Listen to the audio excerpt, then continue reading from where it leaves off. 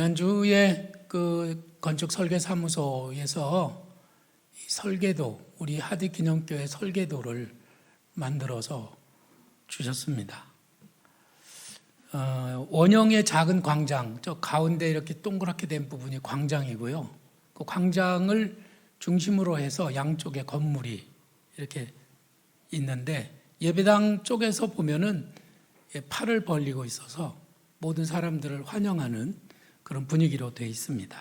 그래서 자세한 그림은 아직 나오지 않았지만 컨셉, 건축의 어떤 그 건축을 통해서 우리에게 던지고자 하는 그 메시지는 잘 전달이 됐다고 생각을 합니다.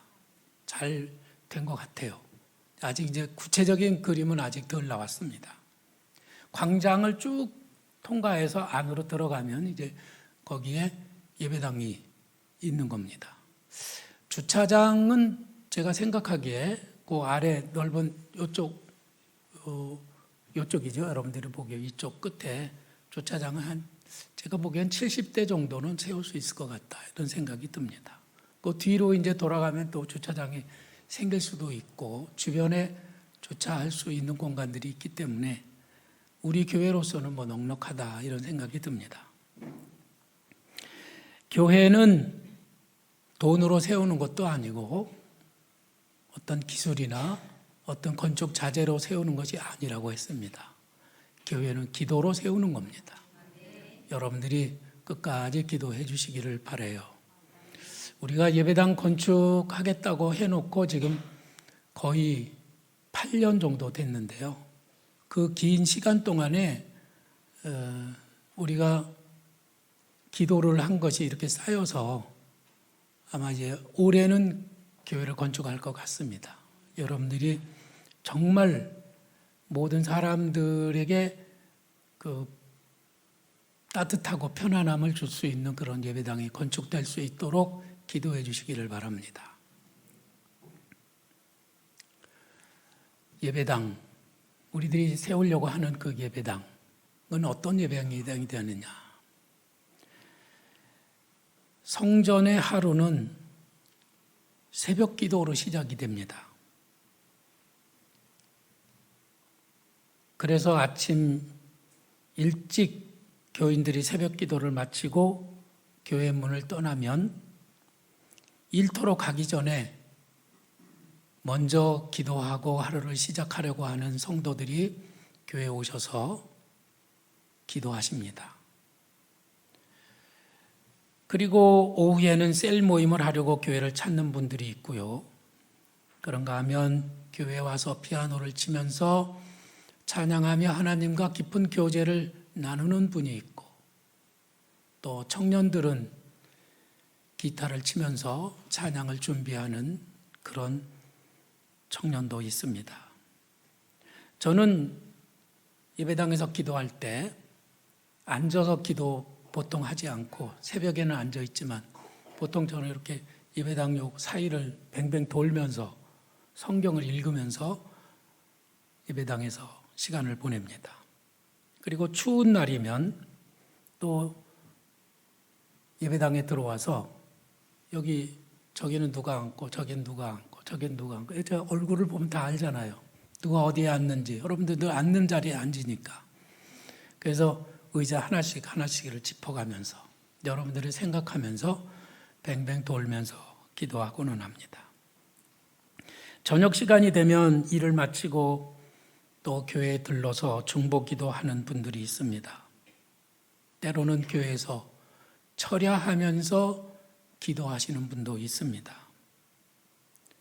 아마 예배당이 늘 비어 있는 것 같지만 예배당에서 이렇게 누군가 찾아와서 하나님 앞에 마음을 드리고 기도하는 일로 채워질 때 이 건물의 입장에서 볼 때는 굉장히 행복할 것 같아요.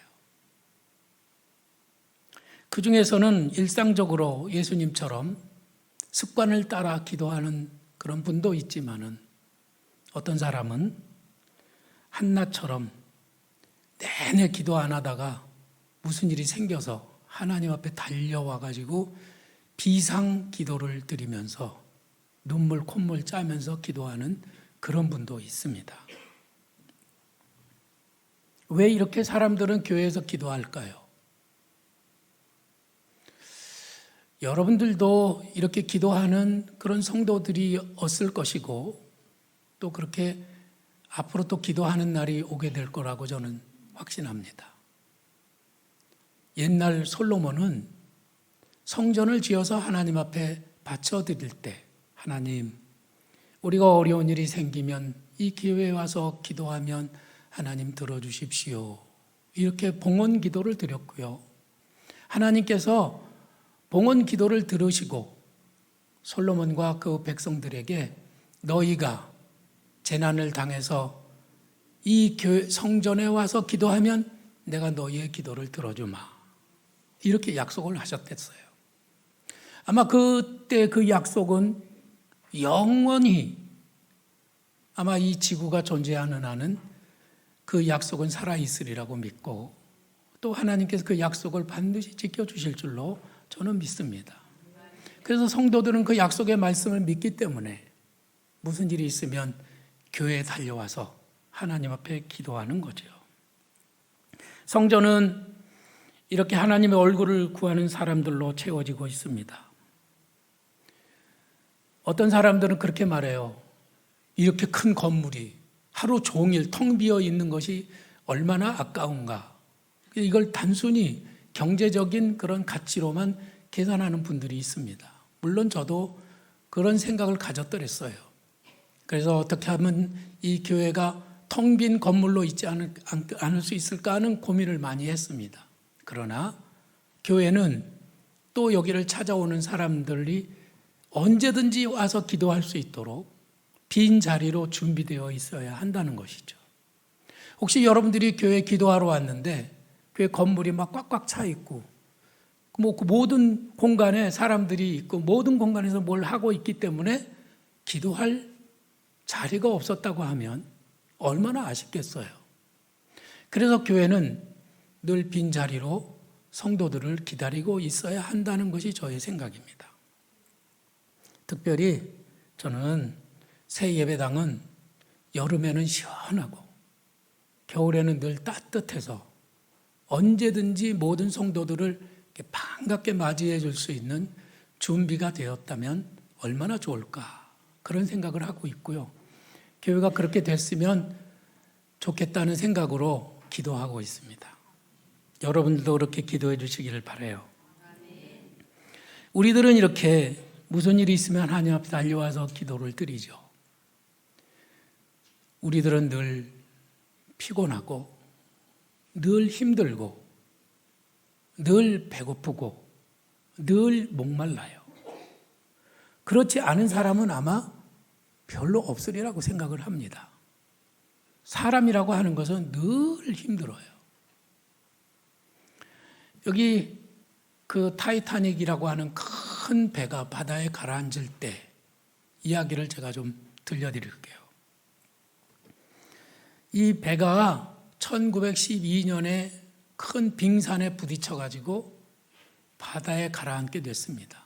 근데 부딪히고 바다에 완전히 가라앉을 때까지 4시간이 걸렸답니다. 그 4시간 동안에 2,200명 중에서 거기서 탈출한 사람은 700명이고 1,500명이 물에 빠져 죽었습니다. 그런데 구명 보트를 이제 대놓고 사람들을 태우는 거예요. 여자 먼저, 남자 나중.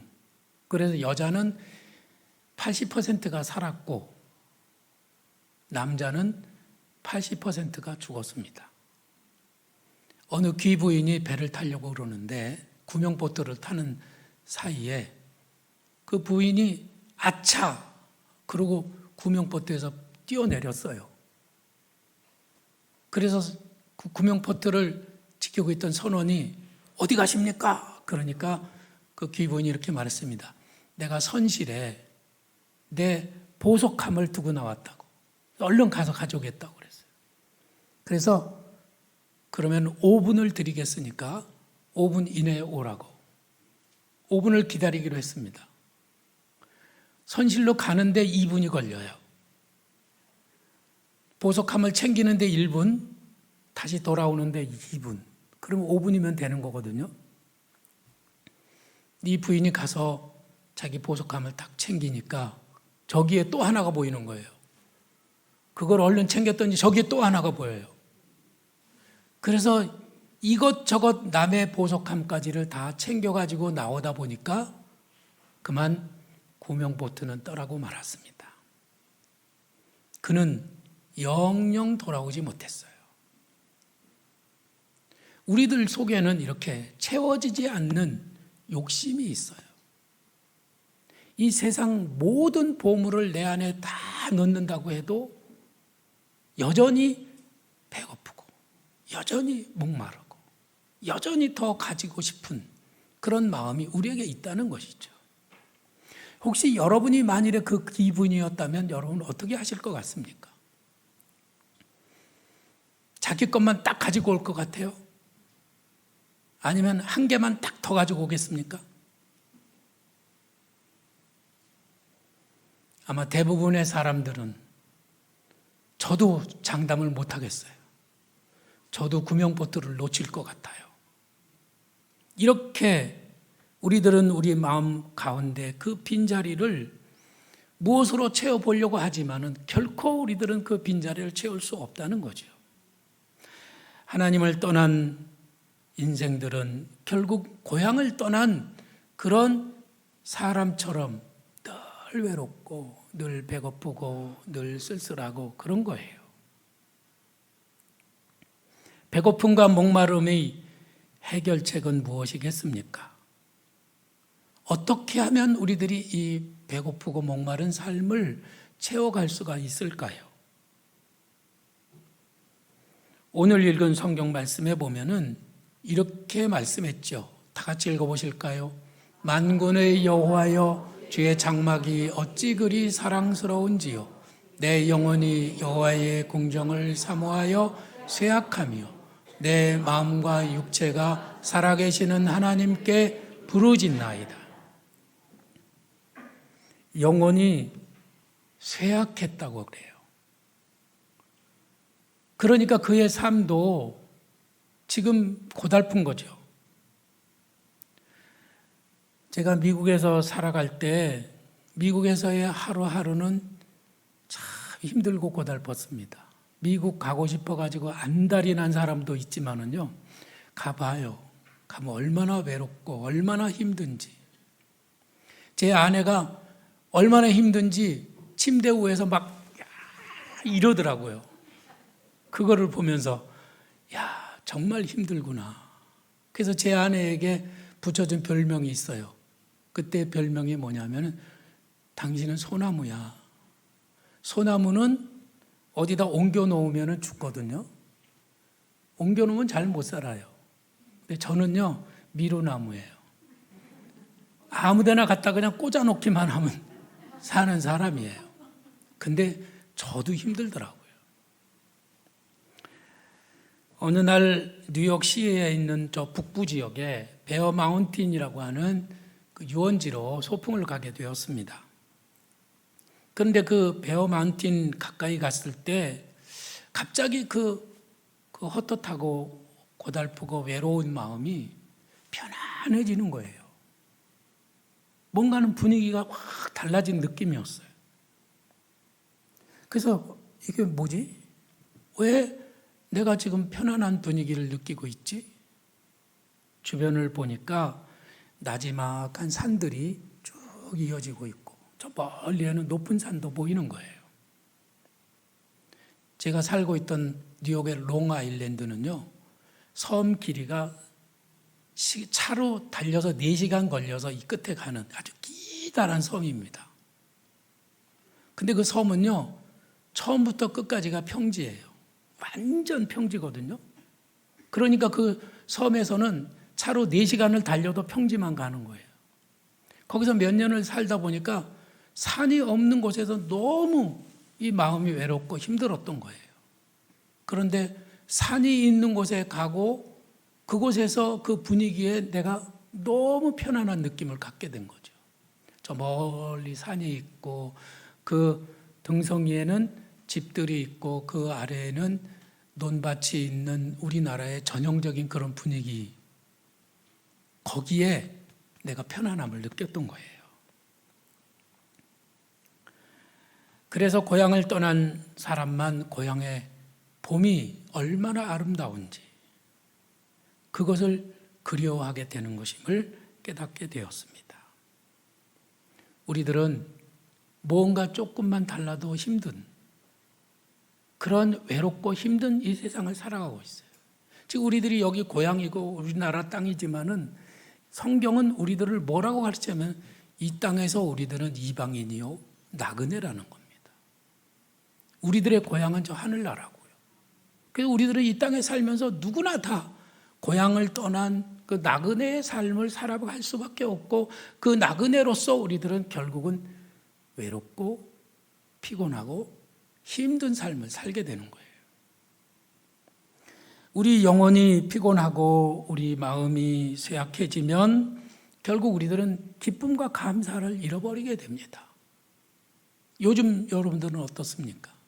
혹시 마음속에 평안이 없고 기쁨도 없고 감사도 없고 짜증만 나고 원망과 불평이 계속 이렇게 일어나고 있다면은 여러분 혹시 여러분들의 마음이 지금 하나님에서 멀리 떠나 있지는 않는지 그것을 점검해 보시기를 바랍니다. 영혼이 쇠약해지면 평안이 없습니다. 원망과 불평이 계속 일어나게 되고 낙심하게 되고 그 어떤 일에도 열정이 식어버리는 겁니다. 여기 성경 말씀에 뭐라고 그랬습니까? 내 영혼이 여호와의 궁정을 사모하여 쇠약하며, 이 사람은 지금 자기가 영적으로 쇠약해져 있는데 그 원인이 뭐냐면은 하나님의 집을 사모하기 때문이에요. 우리들은 우리 영혼이 지금 쇠약해지고 우리가 불편하고 우리 마음이 괴로운 것은 그 원인이 어디 있느냐면은 돈 때문도 아니에요. 그 원인은 누군가 날 괴롭히기 때문도 아닙니다. 그 원인은 내가 밥을 못 먹었기 때문도 아니에요. 그 내 영혼이 쇠약해진 원인은 내 마음 속에, 내 영혼 속에 하나님이 자리 잡고 계시지 않기 때문인 것이죠. 어거스틴이라고 하는 신학자가 이런 말을 했어요.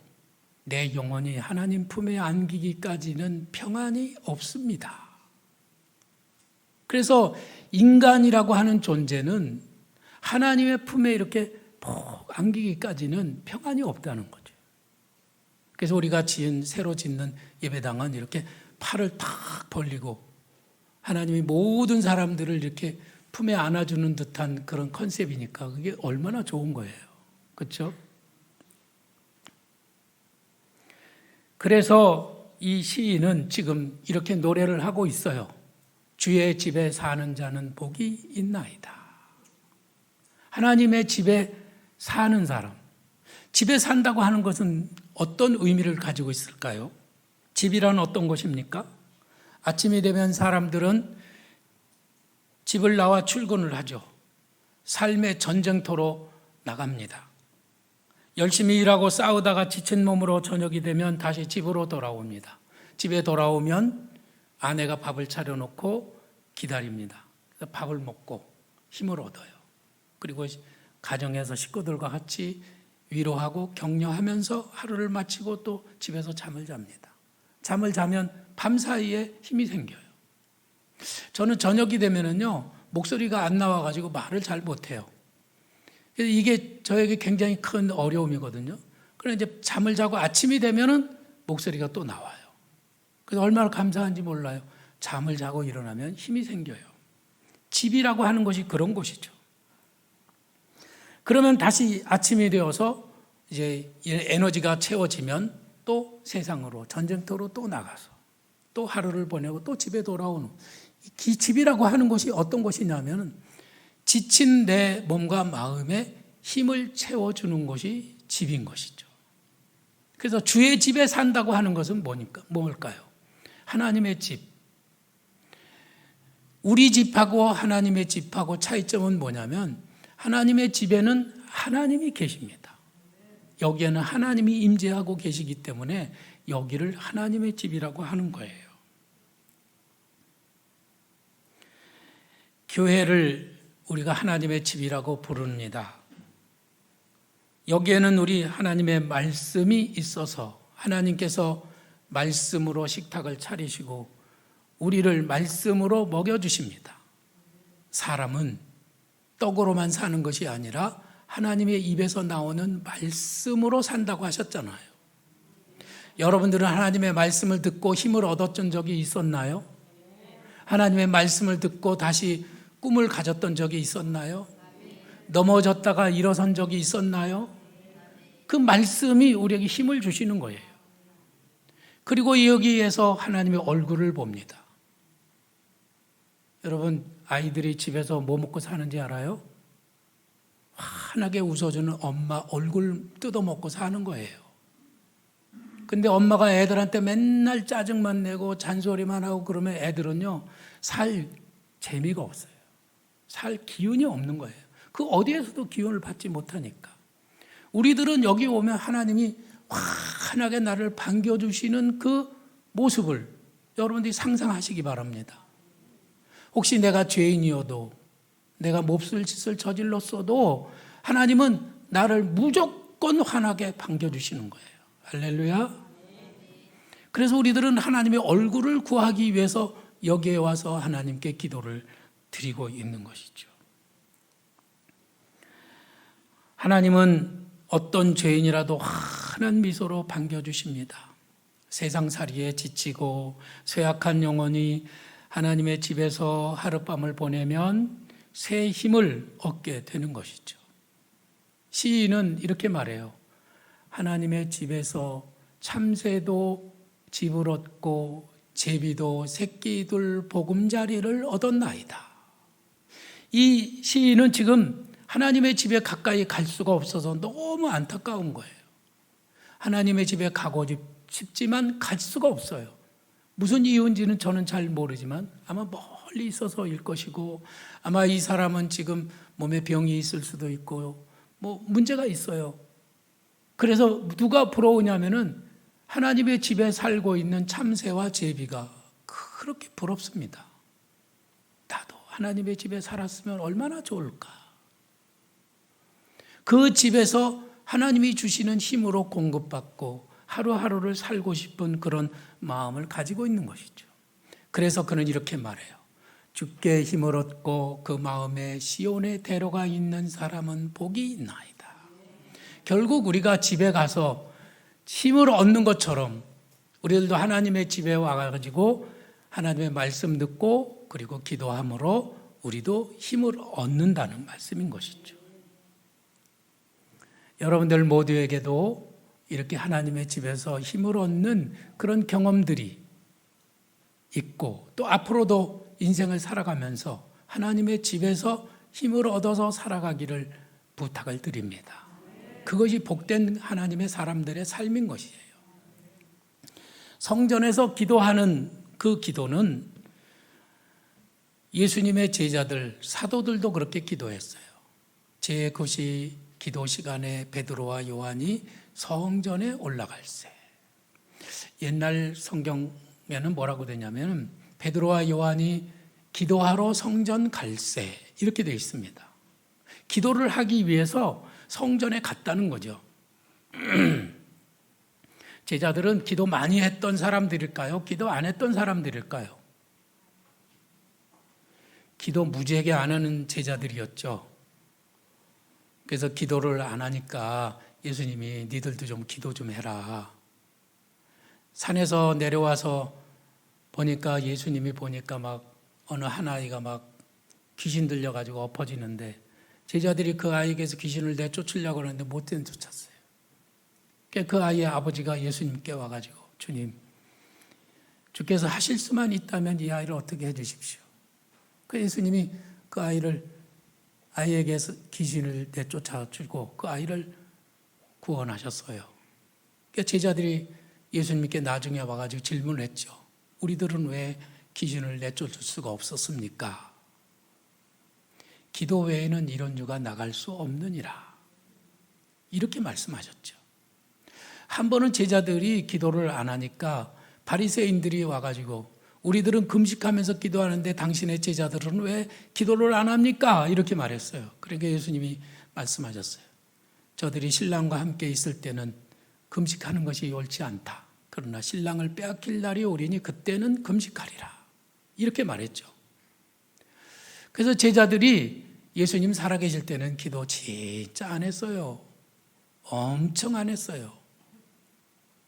지금 기도해야지 그런데 기도가 안 되는 분들이 있죠.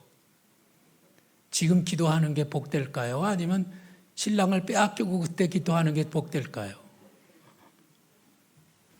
존말로 할 때 기도하는 게 그게 참 복된 겁니다. 그렇게 하시기를 바라요. 근데 제자들이 예수님 십자가에 못 박혀 죽으시고 부활하시고 승천하시고 그리고 예수님 안 계시니까 이제 제자들이 자기들 스스로가 성전에 와서 기도를 하는 거예요. 이게 얼마나 멋진 일이에요. 우리들은 그들이 왜 성전에서 기도를 했는지 알 수가 없어요. 예수님께서 너희들 꼭 성전에서 기도해라 이렇게 말씀하시지 않았거든요. 오히려 예루살렘에서도 말고 이 산에서도 말고 너희가 있는 곳에서 신령과 진정으로 하나님께 예배하면 된다 이렇게 말씀하셨어요.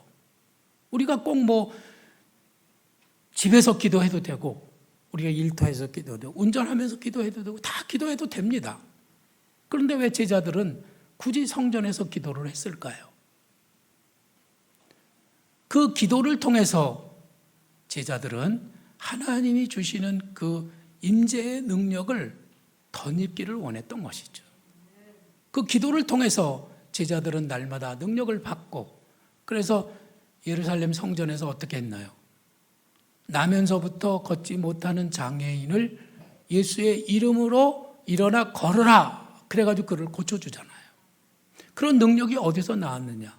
바로 성전 기도로부터 시작이 됐다는 겁니다. 이 사순절 동안에는 우리들이 성전에서 기도하려고 합니다. 여러분들은 어떻게 생각하세요? 요즘에 밴드로 새벽 기도를 생방송을 하니까 집에서 편안하게 밴드로 새벽 기도 참석하시는데 이제 여러분들 밴드보다는 사순절에는 성전에서 우리가 함께 기도할 수 있기를 원하는 겁니다. 성전에서 기도하는 이 사순절 동안에 제가 4가지 방법을 여러분들에게 제안하겠어요. 여러분들이 이 사순절 기간 동안에 우리들이 기도함으로 놀라운 하나님의 은혜와 기적을 체험할 수 있기를 바랍니다. 교회도 기도 제목을 가지고 있고 여러분들도 여러분들의 삶에 기도 제목이 있을 거예요. 그 간절한 기도 제목들을 딱 써놓고 그리고 그 기도 제목에 따라서 성전 기도에 힘쓰시다가 이 사순절이 끝날 때 또 어느 때인가 하나님의 놀라우신 응답을 받는 여러분들이 되시기를 바랍니다. 첫째는 퍼즐 사진을 완성하는 겁니다. 여러분들이 들어오시다가 로비에 있는 큰 사진을 보셨나요? 이만큼 큰 사진인데요.